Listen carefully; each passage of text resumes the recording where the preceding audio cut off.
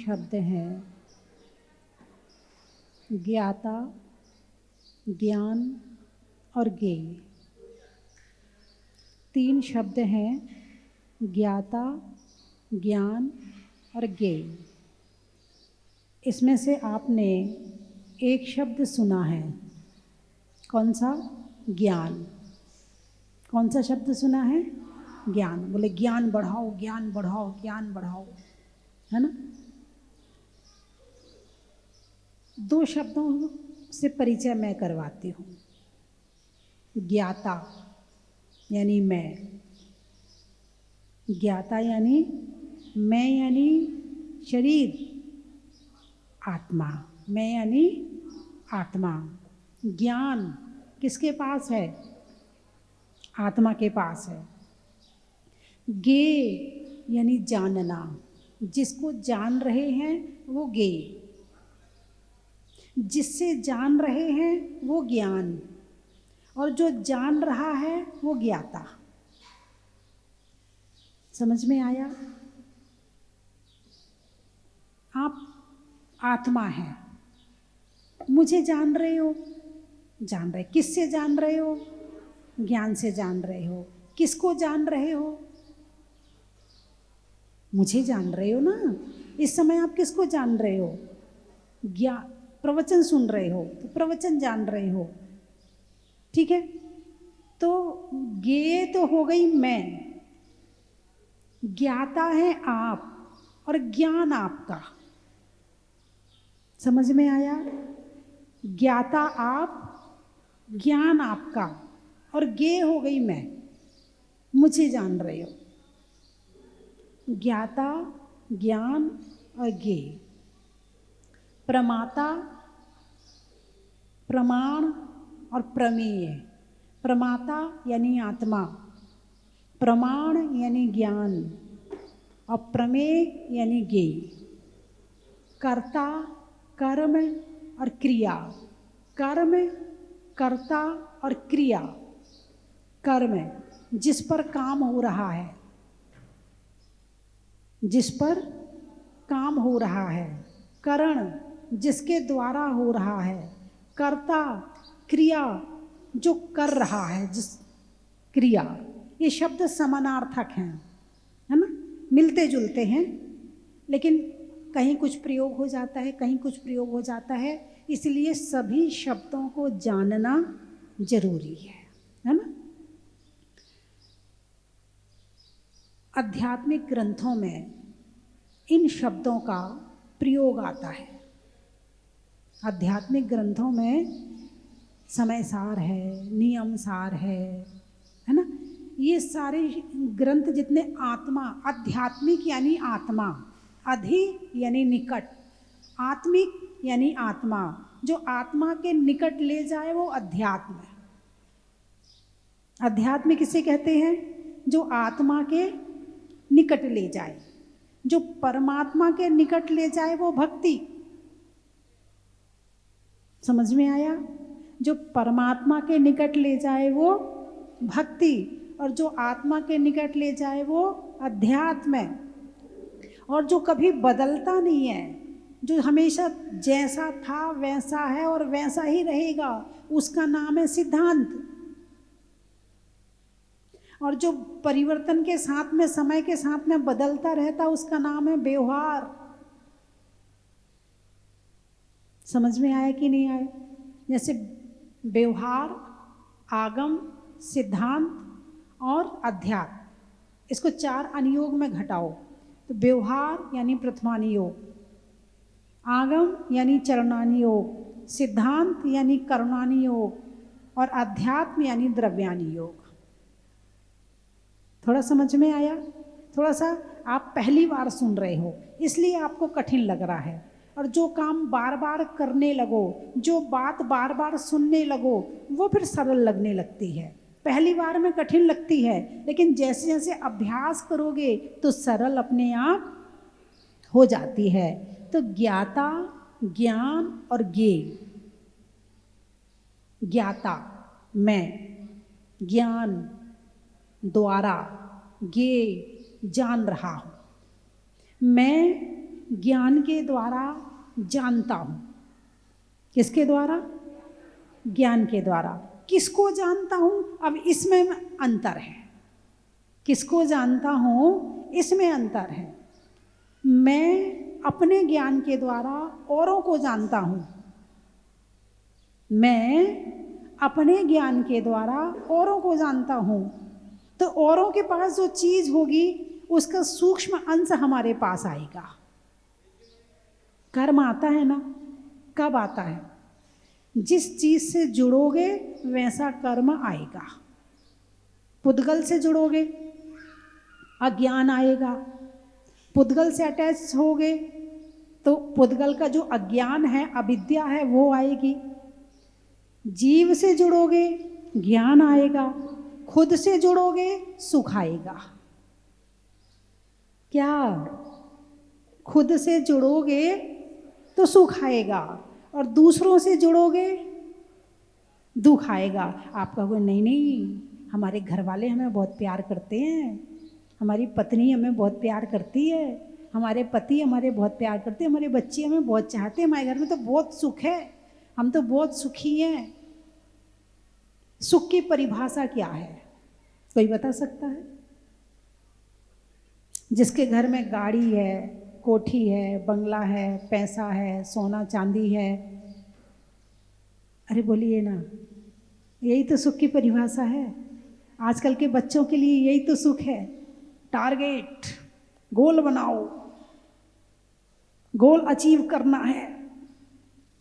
इस सन में कोठी हो जानी चाहिए, इस सन में गाड़ी हो जानी चाहिए, इस सन में शादी हो जानी चाहिए, इस सन में ये हो जाना चाहिए। गोल अचीव करो, ये सुख है। यही मान रहे हो ना? लेकिन जैन धर्म सुख की क्या परिभाषा देता है? और जिसने कोठी बंगला गाड़ी बनाने के बाद यदि उसे सुख मिला हो तो उससे जरा जाकर पूछ लेना, बेटा तो सुखी है क्या?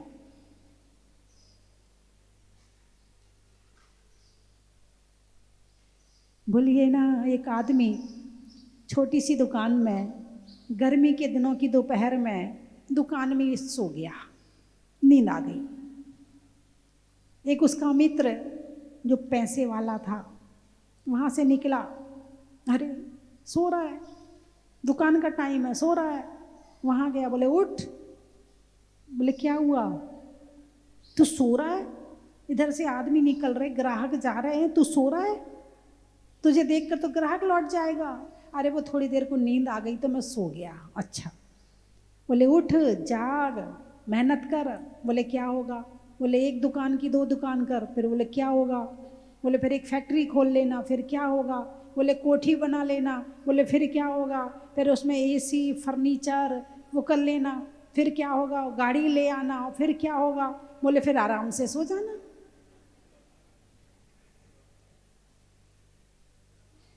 क्या बोला?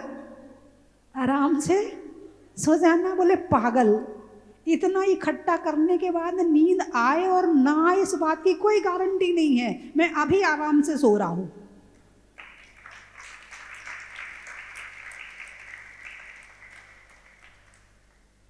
इतना इकट्ठा करने के बाद नींद आए और ना आए इस बात की कोई गारंटी नहीं है, लेकिन मैं अभी आराम से सो रहा हूं इस बात की गारंटी है। छोटी दुकान है, थोड़ा सा काम है, आराम से थोड़ा सा कर लेता हूँ, अपना घर चला लेता हूँ, थोड़ा सा दान दे देता हूँ और अपनी ज़िंदगी चला लेता हूँ, बच्चों को पढ़ा लेता हूँ। बस बहुत, इससे ज़्यादा मेरी इच्छा भी नहीं है। मैं आराम से सो रहा हूँ। इतनी आफत लेने की ज़रूरत नहीं है मुझे आराम से सोने के लिए। अब जो कोठी में सो रहा है उससे पूछो, वो बिना नींद की गोलियों के सो रहा है क्या? कि सोने के लिए उसे नींद की गोलियां लेनी पड़ती? ऐसे लोग भी होंगे कि जो फुटपाथ पे सोते हैं। ट्रक निकल रहे, गाड़ियां निकल रही, P P P P horn बज रहे, उन्हें पता ही नहीं कुछ, आराम से सो रहे। ऐसे लोग हैं या नहीं हैं? और ऐसे लोग हैं कॉलोनी में हैं, वहाँ एक गाड़ी नहीं है रात में, एक आवाज़ नहीं है रात में, डल्लप का गद्दा है, एसी में सो रहे हैं, सारे सुख हैं। अब उससे पूछो नींद आ रही कि नहीं आ रही? और वो जिसको नींद नहीं आ रही है उसे आप परेशान आत्मा कहोगे या सुखी आत्मा कहोगे?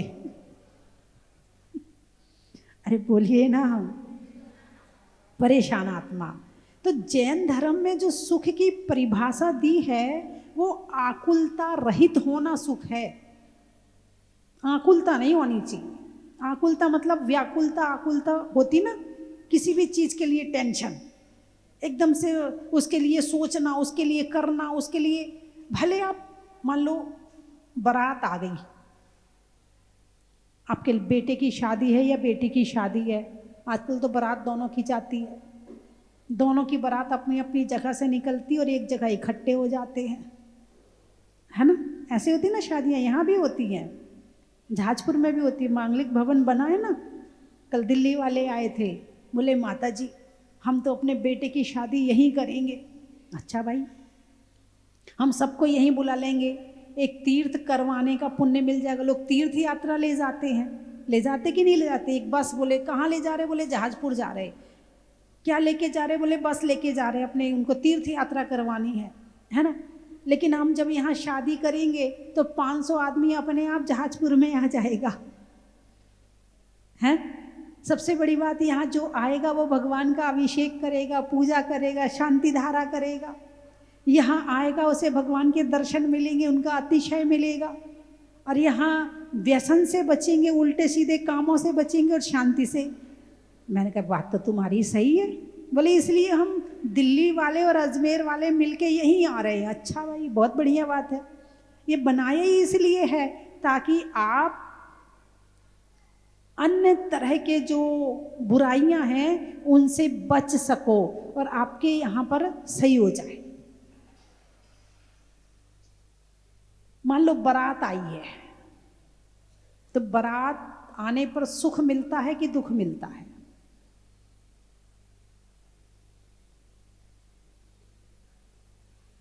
सुख की परिभाषा पूछ रही हूं, सुख किसे कहते हैं?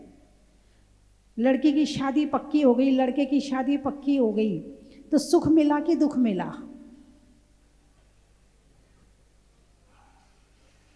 अरे बोलिए ना, सुख मिला। अच्छा, अब इस सुख में आकुलता है कि नहीं है? अब ये बुक करो, कार्ड बनवाओ, ये करो, ये करो, ये करना है, उसको बुलाने जाना है, उसको छोड़ने जाना है, वो खरीदना है, ये शॉपिंग करने जाना है, वो साड़ियाँ खरीदने जाना है, ज्वेलरी खरीदने जाना है, ये करना है, वो रूठ ना जाए उसके लिए ऐसा करना, वो नाराज़ ना हो जाए उसके लिए ऐसा करना, लगे पड़े हैं, लगे पड़े हैं, लगे पड़े हैं। तो ये सुख है कि दुख है? ये आपकी दृष्टि में सुख हो सकता है, लेकिन जैन धर्म की दृष्टि में ये दुख ही है। एक होता है 20 टेम्परेचर का गर्म पानी और एक होता है 100 डिग्री का गर्म पानी। गर्म दोनों है, गर्म दोनों है, लेकिन एक में आपको सुख मिल रहा है और एक में आपको दुख मिल रहा है। हाँ या ना? गर्म तो दोनों है, लेकिन जो कम वाला है वो सुख दे रहा है। बस ऐसे ये मोह रूपी सुख है। चलो अपने बेटे की सगाई पक्की नहीं हुई, सगाई नहीं हुई, पड़ोसी की हो गई, अब बताओ सुख मिलेगा कि दुख मिलेगा? अच्छा चलो उनकी छोड़ो, 2 भाई हैं, 2 भाइयों में से एक भाई की पक्की हो गई और एक की नहीं हो रही है, अब बताओ सुख मिलेगा कि दुख मिलेगा? अरे बोलिए ना, सुख और दुख की परिभाषा तो समझो, कहाँ से इकट्ठा कर रहे हैं हम और क्या क्या इकट्ठा कर रहे हैं? ज्ञाता, ज्ञान और ज्ञेय। मैं आत्मा, ज्ञान हमारा और ज्ञेय दुनिया बनी हुई है। ये सारे दुख जो आ रहे हैं ना, वो सारे ज्ञेय पदार्थों से आ रहे हैं। मात्र ज्ञेय को बदल दिया जाए, पर की जगह मैं को ज्ञेय कर लिया जाए, आत्मा को ज्ञेय बना लिया जाए, सारे दुख खत्म। जब तक ये दूसरा ज्ञेय बना रहेगा, ये दूसरा हमारे अंदर आता रहेगा, तब तक हम दुखी रहेंगे। और दुखी, ये मोह का दुख इतना होता है, इतना होता है कि आदमी, ये जितने बैठे हैं ना, इनमें से एक भी ऐसा नहीं होगा जिसने कभी मरने की ना सोची हो। कभी ना कभी तो भाव आ ही गया होगा, हे भगवान, अरे बोलिए ना, उठा ले, अब नहीं जिया जा रहा। बताओ कोई है ऐसा जिसने ऐसा एक भी बार ना सोचा हो? है? लेकिन आत्मा के स्तर की जिंदगी जियो तो जीवन यहां भी है, जीवन वहां भी है, मरने की क्या जरूरत है? जब हम पर से निकल के स्वा में आ जाते हैं, हम अपने में आ जाते हैं, तो हम जीते थे, जीते हैं और जिएंगे। मरने की जरूरत क्या? मरना तो हमारा स्वभाव है ही नहीं है। लोग कहते हैं मर जाएंगे, मर जाएंगे, मर जाएंगे। हम कहते हैं मर करके कहाँ जाएंगे? रहना तो इसी दुनिया में है। अभी जितने दुख हैं, यदि तुमने गड़बड़ करी तो अगले बार इससे ज़्यादा दुख मिलेंगे। कहाँ कहाँ से भागोगे? जो हैं शांति से कर्म झरा लो और आगे के लिए अच्छा शुभ बंद करो, ताकि, हालांकि बंद मत करो, तुम तो ज्ञाता ज्ञान गे को समझ लो, अकेले गे को बदल लो। जो पर आ रहा है गे में, उसको स्वा बना लो, बस हो गया काम।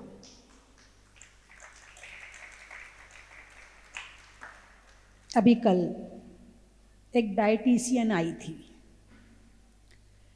मैंने चर्चा की उससे। मैंने कहा देखे तो सही, ये विद्या कौन सी विद्या है? बात तो सही कह रही थी। बोले जैसे एक तालाब होता है और एक नदी होती है, यदि नदी बहती रहती है तो लोग उसे शुद्ध मानते हैं। तालाब एक जगह ठहर जाता है, बोले अशुद्ध हो जाता है, सड़ जाता है, काई लग जाती है। नदी के पानी में काई नहीं लगती। बोले ऐसे ही जो लोग दिन भर बैठे रहते हैं, कोई काम नहीं करते हैं, हाथ पांव नहीं चलाते हैं, उन्हें बीमारियां लग जाती हैं।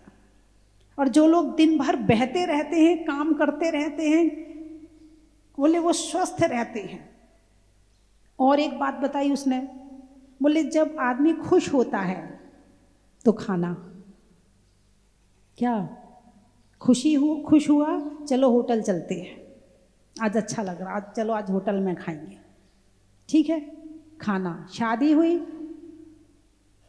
सबसे पहले किसकी तैयारी? खाने की तैयारी, है ना। शादी में जाना है तो खाना, जन्मदिन है तो खाना, दुखी हुए तो तेरी भी करनी पड़ती है ना, तो खाना है।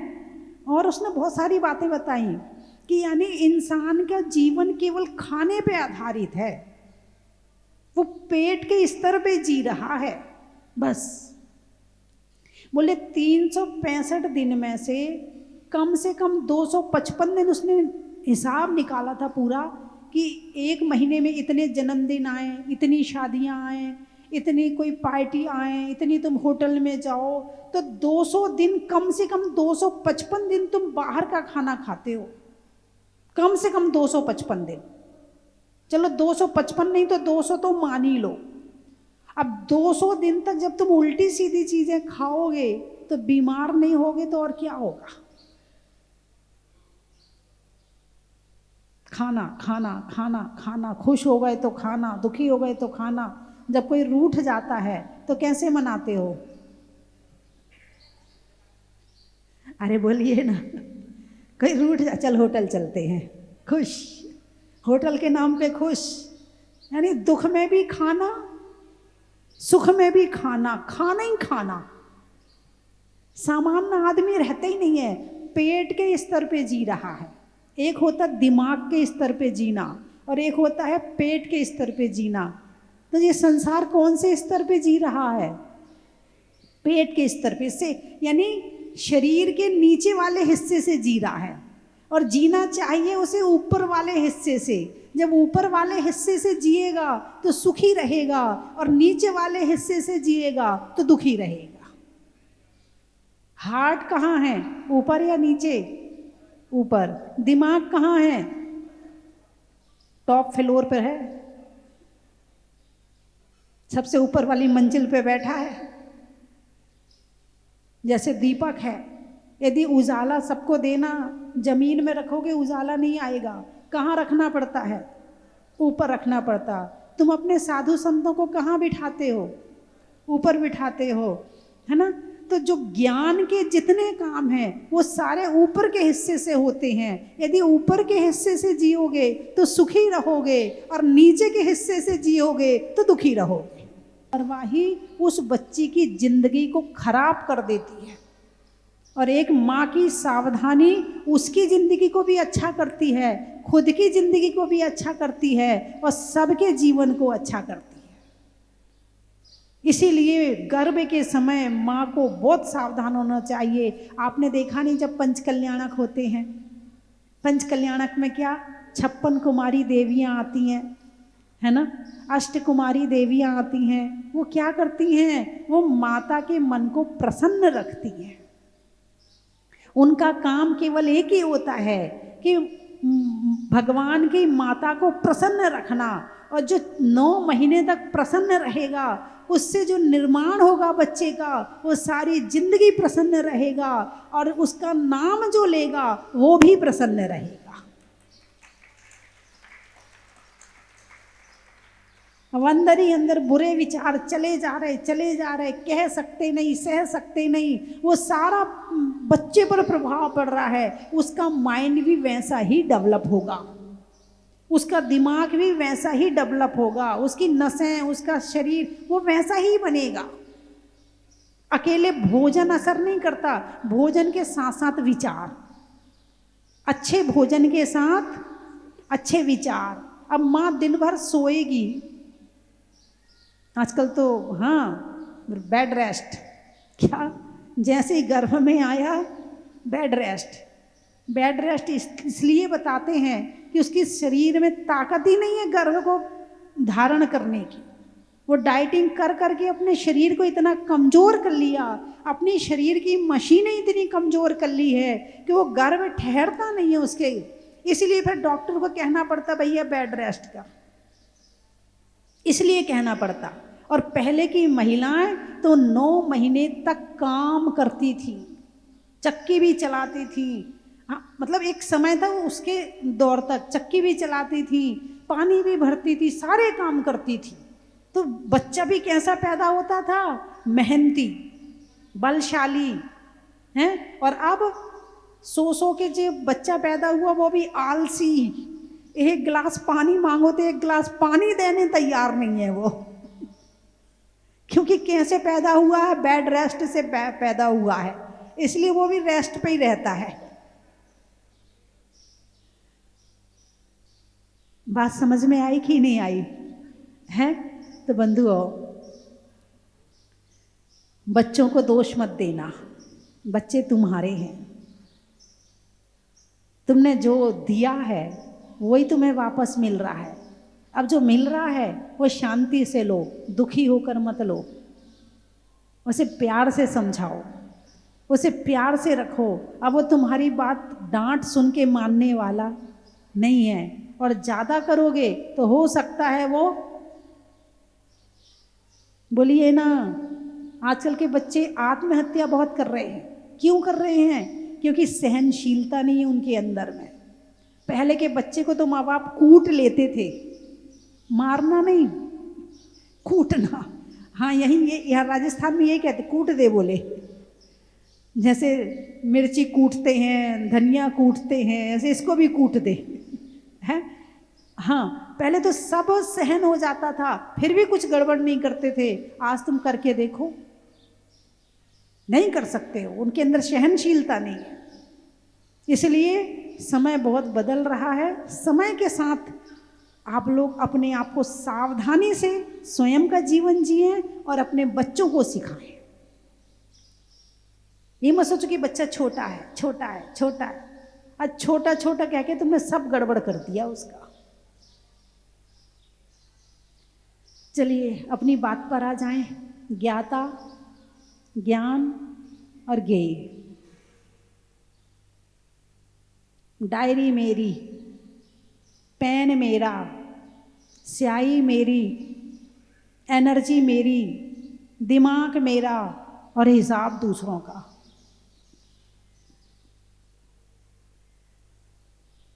क्या कहा? डायरी मेरी आत्मा, पेन एनर्जी मेरी, और चिंता, अरे बोलिए ना, दूसरों की। ज्ञाता मैं, ज्ञान मेरा, और ज्ञेय दूसरा। मोड़ो इसको, इस एनर्जी को लाओ अपने वापस, करो ध्यान बैठ के अपनी आत्मा का। अनंत ज्ञानी, अनंत सुखी, अनंत शक्तिमान, अनंत दर्शी, काहे को भटक रहा है? आ जा अपने आप में, लीन हो जा अपने आप में, अपनी सांसों पर ध्यान करो। ये सांस मेरी है, ये सांस मेरी, मेरे लिए खर्च करनी है। तुम अपनी गाड़ी का पेट्रोल दूसरों के लिए खर्च करते हो क्या? नहीं, ये सांस क्या है? ये भी पेट्रोल है। और हर सांस में किसको याद कर रहे हो? सारी दुनिया को, दूसरों के लिए। कोई यदि गाड़ी का पेट्रोल दूसरों के लिए, कोई गाड़ी दूसरा ले जाए, कितना गुस्सा आता है।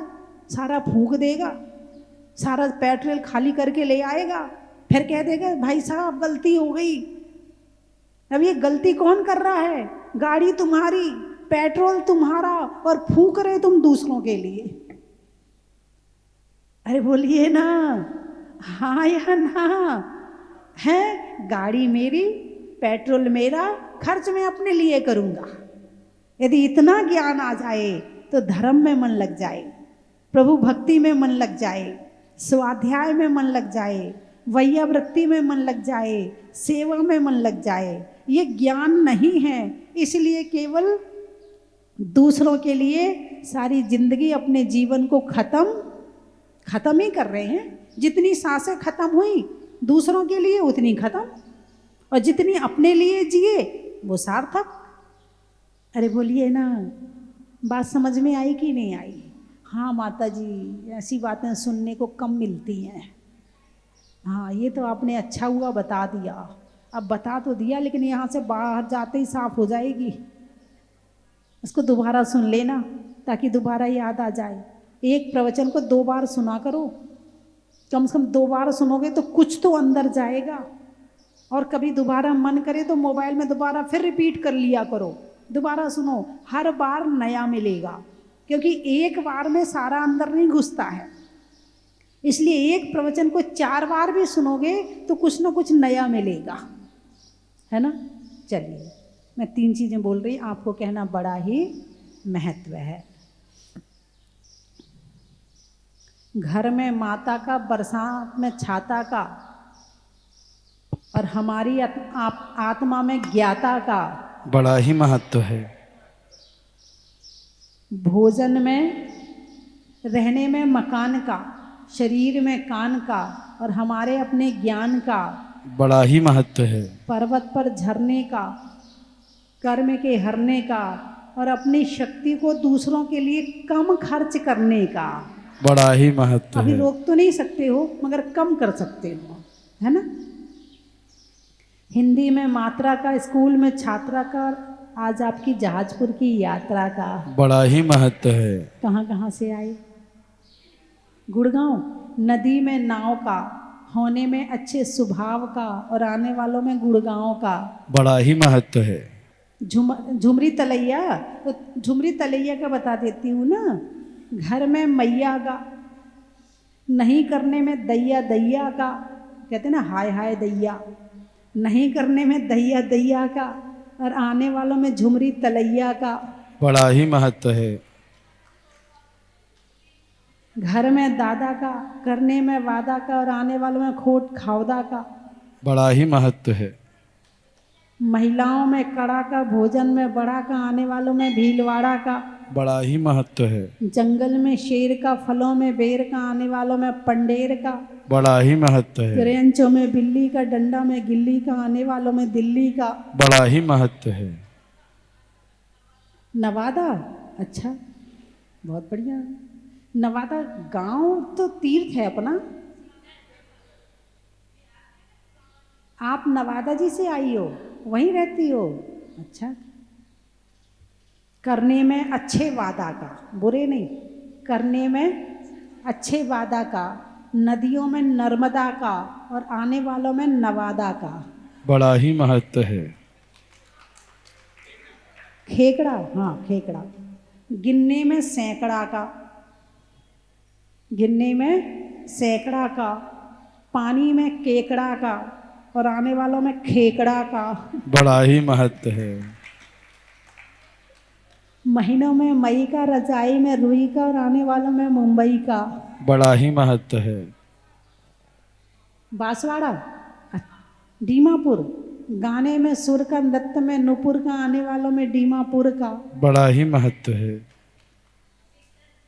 सीकर, सिक्कर, अच्छा। नहीं करने में फिकर का, बातों में जिक्र का और आने वालों में सीकर का। बड़ा ही महत्व है। हो गए सारे? जोर से बोलो। बांसवाड़ा, अच्छा। जनवरी में जाड़ा का, जाड़े में काढ़ा का और आने वालों में बांसवाड़ा का। बड़ा ही महत्व है। समय में क्षण का, हीरे के कण का और यहाँ शिविर लगने में 10 लक्षण का। बड़ा ही महत्व है। बोलिए 24 भगवान की। परम पूजनीय भारत गौरव स्वस्ति धाम प्रणेत्री गुरु माँ गण्यारे का स्वस्ति भूषण माता जी का 30वां मंगलमय चातुर्मास भूगर्भ से प्रकटित अतिशयकारी बड़े बाबा मुनीश्वरनाथ भगवान की पावन छत्र छाया में चल रहा है। चातुर्मास के दौरान कई कार्यक्रम होने हैं। उनमें सबसे मुख्य कार्यक्रम 40 दिन एक महाअनुष्ठान प्रारंभ हो चुका है 12 जुलाई से और ये चलेगा 20 अगस्त तक। एक दिन के 40 का पुण्यार्जन आप कर सकते हैं, जिसकी न्योछावर राशि मात्र 2100 रुपये है। पूज्य माता जी पूरे संघ के साथ में दोपहर 3 बजे से बड़े बाबा के पावन चरणों में बैठ करके पुण्यार्जक परिवारों की ओर से और जो भी भक्तगण यहाँ आते हैं उन सबके साथ में बैठ कर 40 का पाठ प्रतिदिन 40 बार पाठ करती है। अपने घर में सुख, शांति, समृद्धि, शनिग्रह बाधा को दूर करने के लिए, रोग शोग आदि व्याधि को दूर करने के लिए एक दिन का 40 का पुण्यार्जन आप कर सकते हैं, जिसकी सूचना आप स्वस्ति धाम पर दे सकते हैं। उस दिन सुबह जो शांति धारा होगी बड़े बाबा की, उसमें भी आपके परिवारजनों का नाम बोला जाएगा। बहुत बहुत धन्यवाद। इसी दौरान 25 जुलाई से 9 अगस्त तक अधिक पखवाड़ा है और उसमें 16 दिन तक प्रतिदिन शांति विधान होंगे। पूज्य गुरु माँ के सत्संग पावन सानिध्य में एक दिन के शांति विधान का पुण्यार्जन कर सकते हैं अपने परिवार की ओर से। उसकी भी न्योछावर राशि मात्र 2100 रुपये है। आप अपनी सूचना दे सकते हैं। धन्यवाद। जय जिनेन्द्र बंधुओं, तप, त्याग, साधना का महापर्व पर्वाधिराज पर्युषण महापर्व वर्ष 2025 शुरुआत होगी 28 अगस्त से 6 सितंबर तक। परम पूजनीय भारत गौरव गुरु माँ गण्यारे का स्वस्ति भूषण माता जी के पावन निर्देशन में एक श्रावक संस्कार एवं साधना शिविर का आयोजन यहाँ पर होने जा रहा है। हम वर्ष में 10 दिन इतनी साधना करें, इतना तप करें, इतना त्याग करें कि पूरे वर्ष भर के पापों का शमन हो जाए। और यदि ये साधना किसी अतिशय क्षेत्र पे जाकर के गुरुओं के सानिध्य में की जाए तो सोने पे सुहागा होता है। और पूज्य माता जी जो हर वर्ष साधना शिविर लगवाती है, इस वर्ष ये सौभाग्य स्वस्ति धाम जहाजपुर में आकर के आप सबको मिलने वाला है। तो आप अपना रजिस्ट्रेशन करवा सकते हैं। रजिस्ट्रेशन प्रारंभ हो चुका है। श्रावक संस्कार साधना शिविर में बैठ करके भक्ति करने का सुनहरा मौका मिला है 28 अगस्त से 6 सितंबर 2025 तक।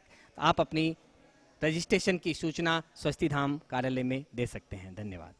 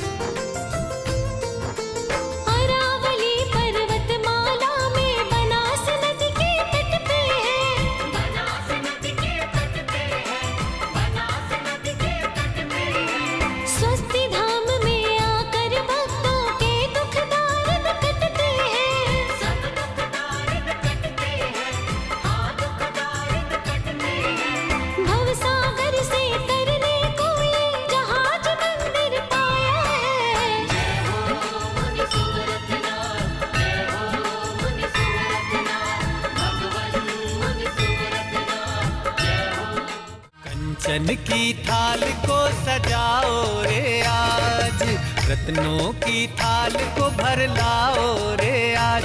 आओ आओ करे रे गुणगान आरती भगवन की, आओ आओ करे गुणगान आरती भगवन की। आओ आओ करे रे गुणगान आरती भगवन की।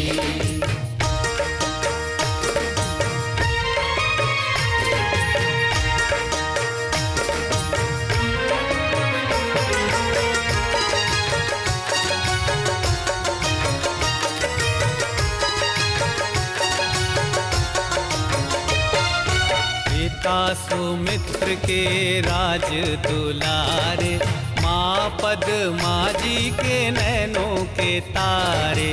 पिता सुमित्र के राज दुलारे, माँ पद्मा जी के नैनों के तारे। राजगृही में जन्म लियो आप, राजगृह